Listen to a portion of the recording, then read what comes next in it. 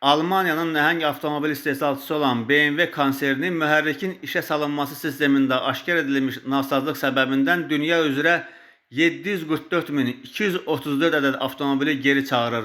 Yerli Bild nəşrinin yaydığı məlumata görə, geri çağırılma kampaniyası çərçivəsində təkcə Almaniyada təxminən 42.300 avtomobil yoxlanılacaq. Geri çağırılma 2020-ci il iyulun 31-dən bu il fevralın 26-sına dək olan müddətdə istehsal edilmiş BMW 2, 3, 4, 5, 6 və 7 seriyaları, X3, X4, X5, X6 və X7 modelləri, həmçinin Z4 radisteri və i3 elektromobilini əhatə edir.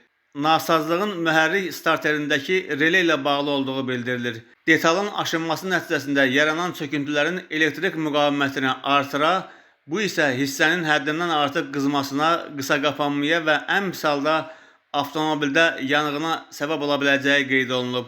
Amma indiyədək bu nasazlıqla əlaqədar hər hansı xəsarət və ya maddi ziyanın qeydə alınmadığı bildirilib.